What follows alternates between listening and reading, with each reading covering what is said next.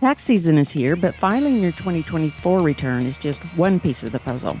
Now is also the perfect time to take advantage of new tax rules for 2025 before the year gets away from you. With higher standard deductions, increased retirement contribution limits, and updated health savings account rules, there are plenty of opportunities to lower your tax bill and boost your savings. So today, we're going to break down the key changes and how you can start planning now to make the most of them. It's easy to get lost on the way to retirement. Things like taxes, improper planning, and excessive market risk can all lead you astray from your goal of a successful and happy retirement. That's where Liz Whittaberry comes in. She's a holistic financial advisor and the founder of Best Path Advisors, and she can help guide you to a better financial path. This is Retire on Your Best Path with Liz Whittaberry. Welcome into the podcast. It is Retire on Your Best Path with Liz Whittaberry and myself, and we are going to talk about some of those opportunities for maybe adjustment when it comes to the 2025 tax breaks. So we're going to dive into that this week and let Liz break it down for us. How you doing, Liz? You doing okay? I am good. I'm good, and I hope you're doing well, too. Yeah, we're both talking about, prior to jumping on the recording, we're running around like chickens with their head cut off. Lots of stuff. It's that time of year. Yes, ma'am, it is, for sure. Well, let's dive right in for folks and talk about some of the tax changes for 2025. Obviously, every year, right, they make little adjustments here and there. So I guess let's set that baseline for folks and just run down some basic numbers. Yes, every year they make some inflation-based adjustments to the 7 income tax brackets, which means you get just a little bit more income taxed at that lower rate before you get kicked into the next rate. Mm-hmm. The standard deduction goes up. So in 2024, that was $29,200 if you're married filing jointly. And this year, 2025, it'll be $30,000. So just a little bit of an increase there. For single filers, it's half of that number, $14,600 in 2024 and $15,000 in 2025. Now, if you're 65 and older, you can get an additional standard deduction. In 2024, that was $1,950 if you're a single filer or a head of household, and $1,550 if you're married filing jointly. Mm-hmm. So right. That's going to increase by $50 each this year.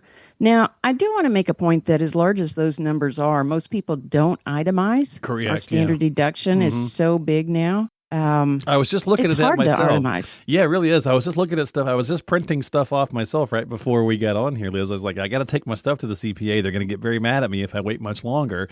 and I was like, man, I got all these different little things. I'm like, there's no way this is going to add up to the $29,200, right? So, yeah. It is very hard. And so what I recommend is that you try to double up. Okay. Like coordinate your charitable giving and all of the different things that you might be able to deduct. If you can put your medical expenses in 1 year as opposed to over 2 years, if there's any adjustments timing wise that you can make so that you could double up, then you could get that benefit of a bigger amount in 1 year and then itemize in the opposite year. Okay. Yeah. And that could help.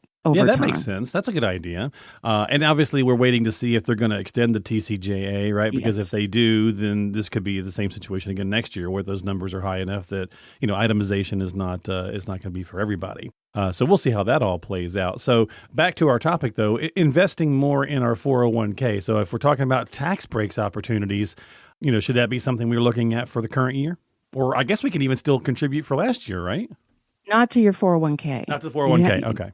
Yeah. You have to have the money in by the end of the year since it comes out of your paycheck. You don't have a way of going back and Oh, that's right. I'm thinking of like you could still contribute to a Roth, right? Up until to an IRA. Yeah. So when we get to those limits, then you could still up until tax day. Gotcha. But in the 401k, it is a good idea if you can to maximize and get as much in and fill up the total amount that you're able to shift into that, retirement savings bucket. Mm-hmm. Last year, you could get $23,000 into the 401k. This year, it'll be $23,500. So that's another $500. You want to look at your paycheck, make sure that you're withholding the right amount to max that out. And if you're 50 or older, you can contribute an additional $7,500 this year. So you could get a total of $31,000 into the 401k in 2025. Yeah, and that helps you lower that taxable income amount, right? It does Yeah. if you're putting it in the traditional side, Sure. Yeah. the traditional 401k. But because of the way it works, it has to come out of your paycheck. You need to make that adjustment early in the year so that you have time for it to max out. Okay. True. And that's important. Now, if you're 60 to 64, there's this higher catch up amount for this small group of people. You can have a higher catch up amount of 11,250 instead of that 7,500. So be aware of that and make use of that if you're one of those in that little time period. Yeah. Oh, I Now, forgot about that. That was in the Secure Act yeah, 2.0 change, wasn't it? Yeah. it was, Yeah. and it's a funny little extra, It's and it I was a think little a lot weird of little people are thing, wasn't it? probably Yeah. It was. yeah, a lot of people are probably not aware of that. An important key, you said, it saves on taxes, and it does if you're putting it in the traditional side. You can put it in the Roth 401k Right. or the traditional 401k or split it between the two. Sure. So Yeah. you want to think about how much could you put in the Roth and still have the after-tax income you need? Because whatever you put in the Roth is going to be taxed before it goes in, but then it's going to grow with no tax on the growth, no tax when you take it out later. So that long term is a very good thing to do. Yeah. Yeah. So just look at that split. Think about, could you put it all there? If you've been doing only the traditional, could you shift some?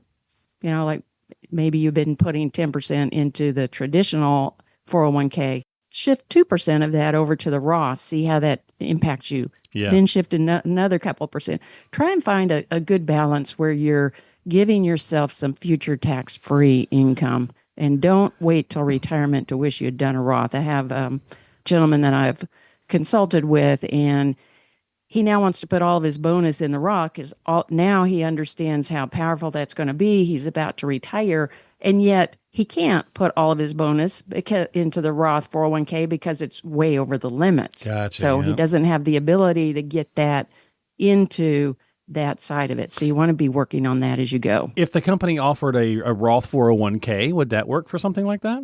Since it's that Yes. kind of hybrid? Yes. So so you get to choose if they are offering you the ability to put into the Roth 401k as a part of your 401k plan. Mm-hmm. And most companies are, because these days, if they don't have that Roth 401k, it's going to be detrimental to the Yeah. higher income earners in Yeah. the company. So they're going to have added that Roth 401k option.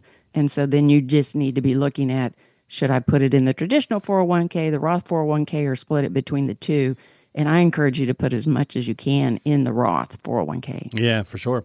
Did they make any changes, Liz, to the IRA side of things? I don't think they did for 25, right? They did not. It's still the same limits. And I don't know why that's not tagged to inflation. That's an interesting one because the 401k the 401k contribution is. Sure, but it's still $7,000 a year.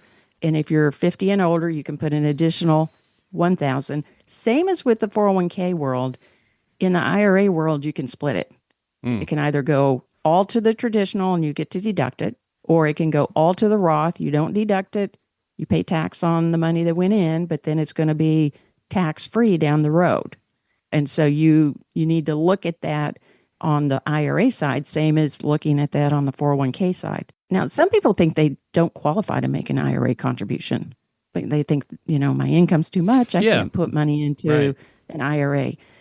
It's important to know that there is no income limit for contributing to an IRA. The income limit applies to, do you get deducted? Right. And so if you're wanting to deduct it, then the income limit applies.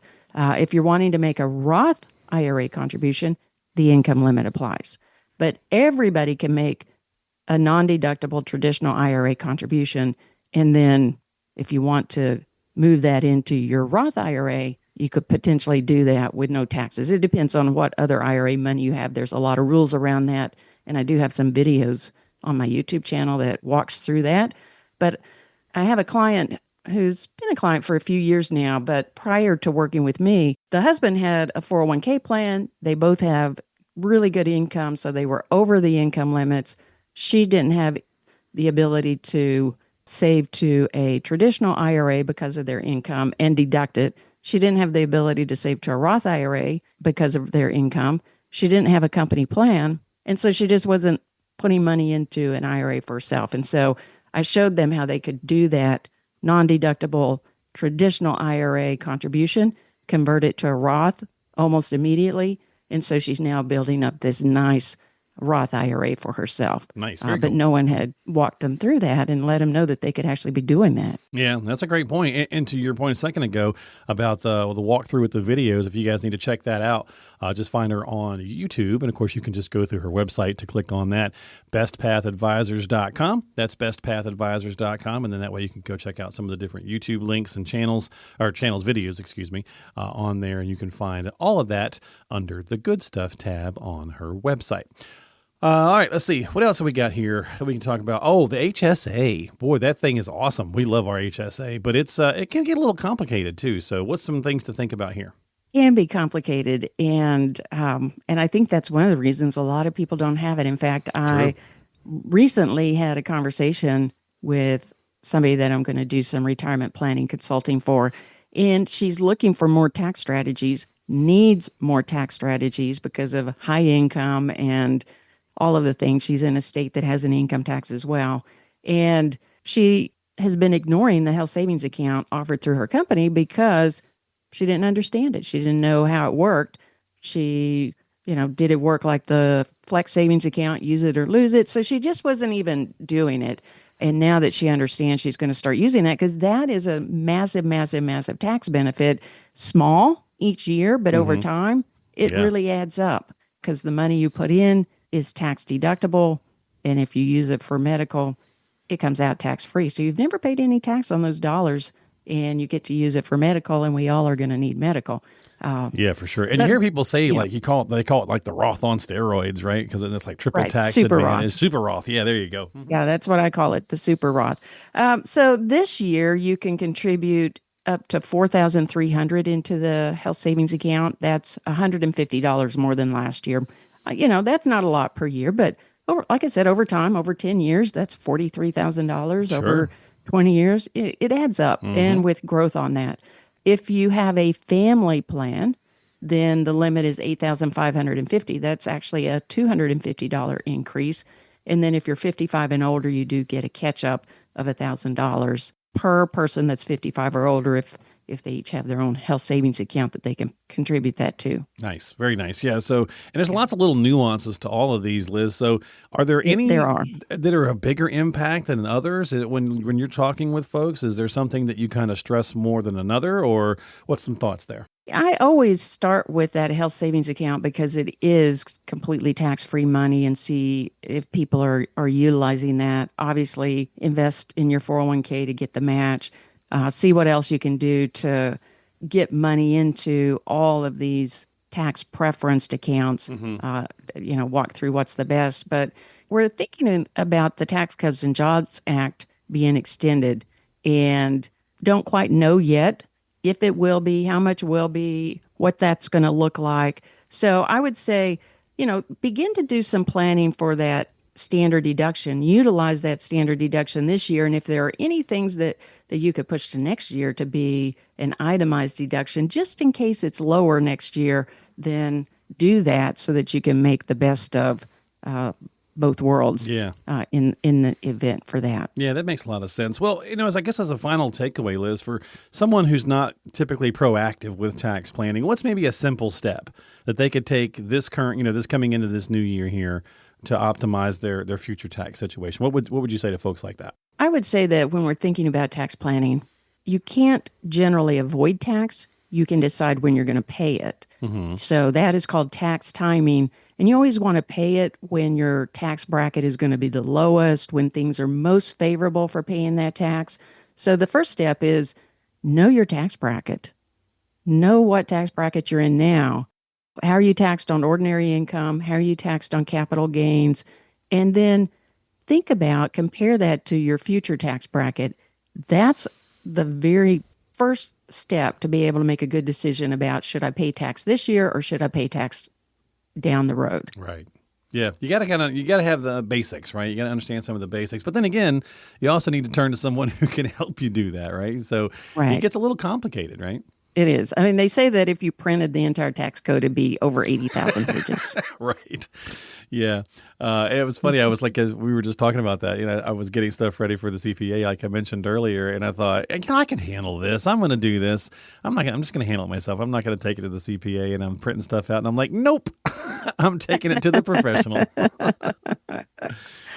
Take all that stress off. Do something that you enjoy. Right. Yeah. I mean, turn to someone who does this stuff every day. Right. And again, so when working with a financial professional, obviously there's the different people in the different fields, right? The CPAs are going to help you with tax time, but your financial professional can be helping you think about tax efficiency as well. Even if they're not a tax preparer, right? You can still be forward looking in your tax planning, conversations. Absolutely. And that is very important. So if taxes are on your radar for your planning, then you want to work with somebody that understands taxes, looks at that as part of your plan, and helps you make those decisions to put you in the lowest tax over your lifetime. Yeah. Yep. Then get yourself onto the calendar, right? Reach out to Liz if you don't have that currently and you need some help. Well, she's here to do just that. So bestpathadvisors.com is where you can find her. That's bestpathadvisors.com. As I mentioned earlier, lots of good tools, tips, and resources at the website. Don't forget you can subscribe to the podcast as well on Apple or Spotify, or you can also follow her on YouTube. So again, find all that good information at bestpathadvisors.com so that you can retire on your best path. And we'll see you the next time here with Liz Whittaberry, founder and financial advisor at Best Path Advisors. Thanks, Liz. Thank you. Look forward to next time. We'll see you next time right here on the podcast.